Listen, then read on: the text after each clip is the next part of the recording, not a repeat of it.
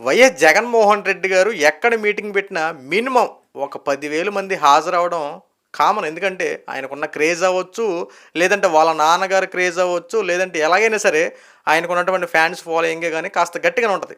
So, వస్తారు Jaganmohan Reddy meeting అంటే ఖచ్చితంగా కొంతమంది రావడం సర్వసాధారణం. ఇప్పుడు ఫర్ ఎగ్జాంపుల్ ఒక 2,000 మంది వచ్చారనుకోండి, ఈళ్ళు చేసేటటువంటి అత్యుత్సాహం ఎలా ఉంటదంటే వైఎస్ఆర్‌సీపీ పార్టీ వాళ్ళు ఒక 6,000 మందిని బలవంతంగా లాక్కొచ్చేసి నోట్లు చూపిచ్చో, మందు చూపిచ్చో, బిర్యానీ ప్యాకెట్లు చూపిచ్చో, రకరకాలుగా వాళ్ళని హైక్ చేసుకోవడం కోసం మరికొంతమందికి అదనంగా తీసుకొచ్చి బలవంతంగా అక్కడ కూర్చోబెడతారు. ఇప్పుడు 2,000కి ఇంకొక 8,000 మంది కలిస్తే ఎంత అవుద్ది? 10,000 మంది అవుతారు. సో, ఇక్కడ కూడా ఈరోజు నెల్లూరు పర్యటనకెళ్ళినటువంటి జగన్మోహన్ రెడ్డి బంగారుపాలెం ఏది మామిడికాయలు తొక్కిచ్చాడు కదా! రోడ్డు మీద పారబోసే ట్రాక్టర్లతో. అక్కడున్నటువంటి విజువల్స్ ఏసాడు. అసలు ఎందుకు ఇప్పుడు జగన్మోహన్ రెడ్డి ఎళ్ళాడు? ఏది మిథున్ రెడ్డిని జైల్లో పరామర్శించడానికి ఎళ్ళాడో, లేదంటే రకరకాల పనులు సెపరేట్‌గా ఎళ్ళాడో, లేదంటే నేనొస్తానని చెప్పి చూపించుకోవడానికి ఎళ్ళాడో మొత్తానికి నెల్లూరైతే ఎళ్లారు. ఎళ్ళిన తర్వాత జగన్మోహన్ రెడ్డి గారు ఈ ప్రెస్ మీట్ పెట్టి అదంతా ఒక ఎత్తయితే, జగన్మోహన్ రెడ్డి వచ్చి దండాలు పెడుతూ ఎన్ని అందరికి చెయ్యిలు ఊపుకుంటా ఇలా ఉన్న టైంలో ఒక్కసారిగా ఇక్కడేమైంది?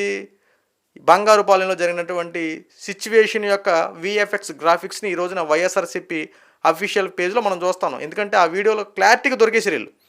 అక్కడ జనం లేక నెల్లూరులో ప్రెజెంటు అక్కడ ఉన్నటువంటి బంగారుపాలెంలో ఉన్నటువంటి వీడియో క్లిప్స్‌ని దీంట్లో చేసి యాడ్ చేయడంతో వీఎఫ్ఎక్స్ అంటే గ్రీన్ మ్యాట్ విజువల్స్‌తో జగన్మోహన్ రెడ్డి రెడ్ హ్యాండెడ్‌గా దొరికిపోయారు ఈ రోజున.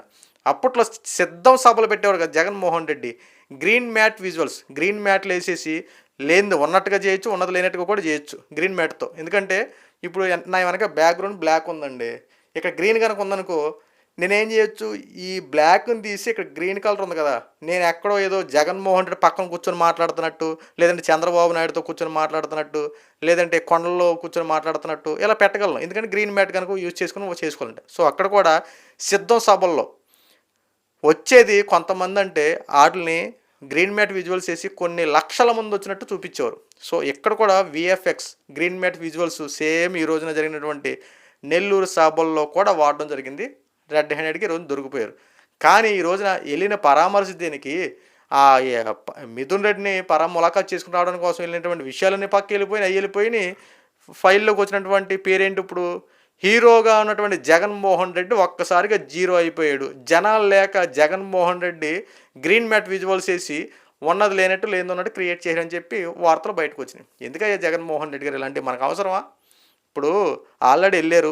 ఏదైతేనే జనాలుంటేనే ప్రజలు చూస్తారు. జనాలుంటేనే మనకు మంచి ఫాలోయింగ్ పెరుగుద్దని చెప్పి అనుకోవడానికి మీరు ఆల్రెడీ ఒక టర్మ్ ముఖ్యమంత్రిగా చేసినటువంటి వ్యక్తి.